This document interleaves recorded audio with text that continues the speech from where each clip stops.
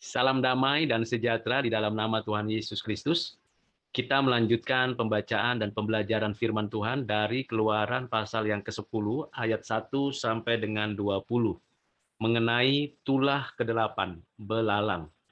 Mari kita bersama-sama membaca dan mendengarkan firman Tuhan. Berfirmanlah Tuhan kepada Musa, pergilah menghadap Firaun, sebab aku telah membuat hatinya dan hati para pegawainya berkeras supaya aku mengadakan tanda-tanda mukjizat yang kubuat ini di antara mereka. Dan supaya engkau dapat menceritakan kepada anak cucumu bagaimana aku mempermain-mainkan orang Mesir dan tanda-tanda mukjizat mana yang telah kulakukan di antara mereka, supaya kamu mengetahui bahwa akulah Tuhan. Lalu Musa dan Harun pergi menghadap Firaun dan berkata kepadanya, beginilah firman Tuhan Allah orang Ibrani, berapa lama lagi engkau menolak untuk merendahkan dirimu di hadapanku?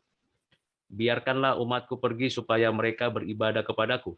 Sebab jika engkau menolak membiarkan umatku pergi, maka besok aku akan mendatangkan belalang-belalang ke dalam daerahmu.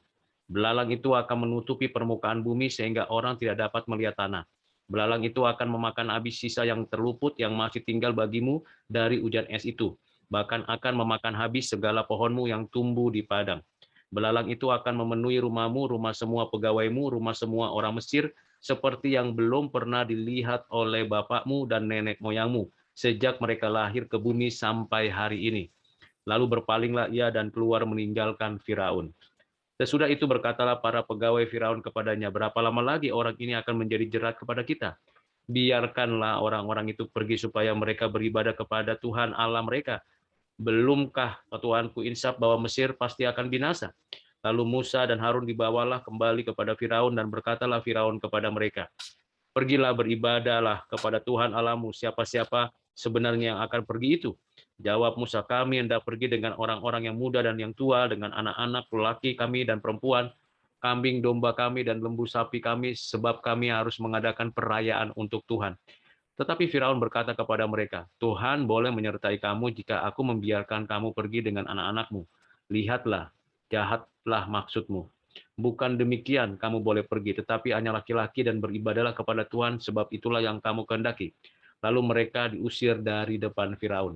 Berfirmanlah Tuhan kepada Musa, ulurkanlah tanganmu ke atas tanah Mesir, mendatangkan belalang, dan belalang akan datang meliputi tanah Mesir, dan memakan habis segala tumbuh-tumbuhan di tanah, semuanya yang ditinggalkan oleh hujan es itu. Lalu Musa mengulurkan tongkatnya ke atas tanah Mesir, dan Tuhan mendatangkan angin timur melintasi negeri itu sehari-harian dan semalam-malaman, dan setelah hari pagi, angin timur membawa belalang. Datanglah belalang meliputi seluruh tanah Mesir dan hinggap di seluruh daerah Mesir. Sangat banyak. Sebelum itu tidak pernah ada belalang yang demikian banyaknya, yang sesudah itu pun tidak akan terjadi lagi yang demikian. Belalang menutupi seluruh permukaan bumi sehingga negeri itu menjadi gelap olehnya. Belalang memakan habis segala tumbuh-tumbuhan di tanah dan segala buah-buahan pada pohon-pohonan yang tinggalkan oleh hujan es itu, sehingga tidak ada tinggal lagi yang hijau pada pohon atau tumbuh-tumbuhan di padang di seluruh tanah Mesir. Maka segeralah Firaun memanggil Musa dan Harun serta berkata, aku telah berbuat dosa terhadap Tuhan Allahmu dan terhadap kamu. Oleh sebab itu ampunilah kiranya dosaku untuk sekali ini saja, dan berdoalah kepada Tuhan Allahmu itu supaya bahaya maut ini dijauhkannya daripadaku. Lalu keluarlah Musa meninggalkan Firaun dan berdoa kepada Tuhan. Maka Tuhan membuat angin bertiup dari jurusan sebaliknya, yakni angin barat yang sangat kencang yang membawa belalang itu dan melemparkannya ke dalam laut Teberau. Tidak ada satu belalang pun yang tinggal di seluruh daerah Mesir. Tetapi Tuhan mengeraskan hati Firaun sehingga tidak mau membiarkan orang Israel pergi. Demikian jauh pembacaan firman Tuhan. Yang berbahagia ialah kita yang menyimpan firman ini dalam hati, menerima pengajarannya, dan melakukan kehendak Tuhan dalam kehidupan kita saat ini. Sebelum kita bersama-sama mengerti firman ini, mari kita berdoa memohon bijaksana dari Tuhan Allah kita. Ya Bapa, terima kasih untuk firman yang sudah kami baca dan dengarkan. Kami mau mengerti firman-Mu, ajar kami memahaminya, dan kuatkan kami menjadi pelaku firman. Berilah pencerahan oleh Roh-Mu kepada kami masing-masing, baik kami yang mendengar maupun hamba-Mu yang menyampaikan. Kiranya Tuhan Yesus menolong kami sekalian. Dalam nama-Mu kami berdoa ya Bapa. Amin. Bapak Ibu Saudara yang kekasih dalam Kristus, tulah ke-8 adalah tulah yang sungguh menakutkan, karena seluruh tanah Mesir ditutupi oleh belalang. buah tumbuhan hijau dilalap habis.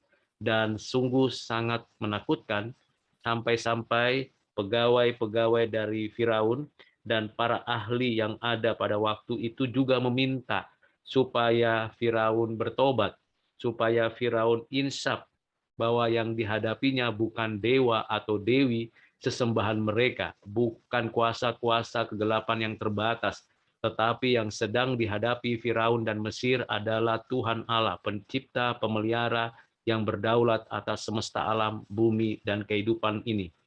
Itulah sebabnya para pegawai Firaun berupaya untuk memberikan nasihat supaya Firaun insaf, tetapi Firaun tetap tidak insaf. Bahkan ketika Musa mengatakan bahwa semuanya itu dinyatakan Tuhan agar semua orang Israel, tua muda, laki-laki perempuan, seluruh ternaknya ikut dibawa keluar dari tanah Mesir untuk ibadah.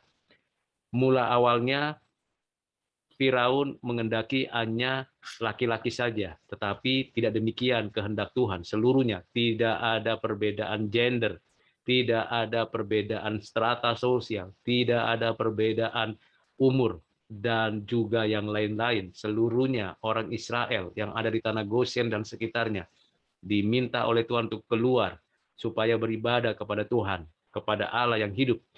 Tetapi Firaun tetap mengeraskan hati. Lalu turunlah hukuman Tuhan atas Firaun, istananya, pegawainya, orang-orang Mesir dimanapun berada. Dan dalam waktu sekejap, seluruh daerah Mesir dipenuhi dengan belalang. Dan itu sungguh menakutkan. Karena tidak ada lagi tumbuhan yang dapat dimakan, buah yang dapat dimakan, bahkan hal-hal yang berkaitan dengan kebutuhan. Semuanya habis dalam waktu singkat. Kecuali memang Tuhan mau membawa kembali belalang itu keluar dari tanah Mesir. Awalnya Firaun mulai merasakan bahwa ini memang tidak lagi bisa hanya sekedar sebuah penolakan. Dan Firaun meminta supaya Musa berdoa kepada Tuhan. Dia mengakui kesalahannya tanpa penyesalan. Dia mengakui kekurangannya tanpa pertobatan. Itu yang terjadi pada Firaun. Dan akhirnya memang belalang itu dihempaskan Tuhan kembali sampai ke laut Teberau dan tidak ada satu belalang pun yang sisa tinggal di tanah Mesir. Tetapi kenyataannya Firaun tetap tidak mengendaki orang Mesir itu membiarkan orang-orang Israel keluar dari tanah Mesir. Firaun dikeraskan hatinya oleh Tuhan. Tuhan mengeraskan hati Firaun. Ini adalah suatu tindakan yang sangat-sangat luar biasa. Mana mungkin manusia memikirkan konteks seperti ini kecuali Tuhan yang beracara. Tuhan yang mengeraskan hati Firaun.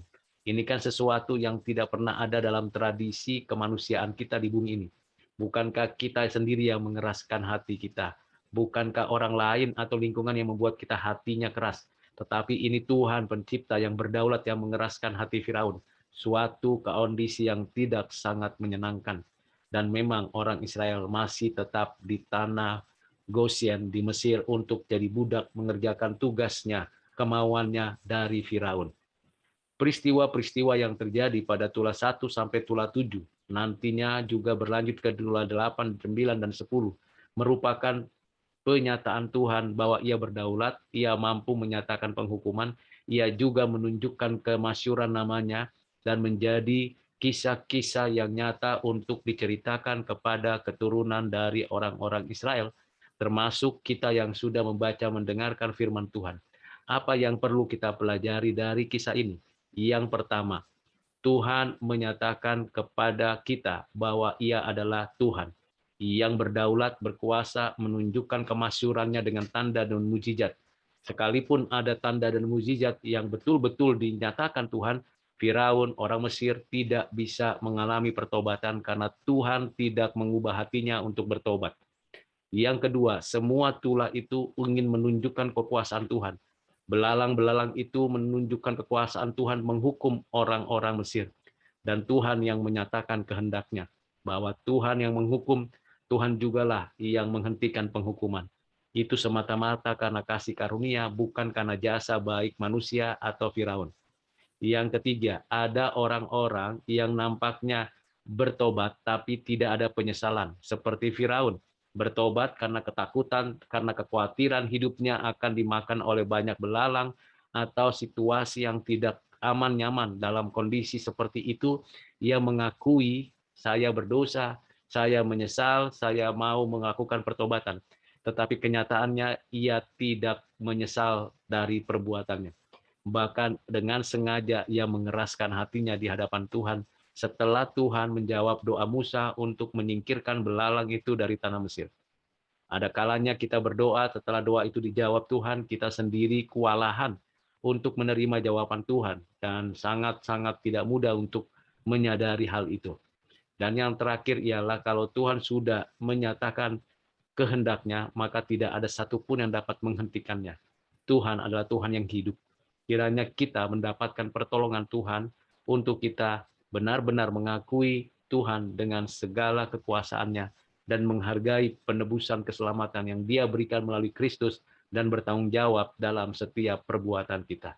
Kiranya Tuhan menolong Bapak, Ibu, Saudara, dan saya menjadi orang-orang yang sungguh bersukacita melakukan kehendak Tuhan. Tuhan Yesus memberkati kita. Marilah kita berdoa. Bapa, terima kasih untuk firman yang sudah kami baca dan dengarkan.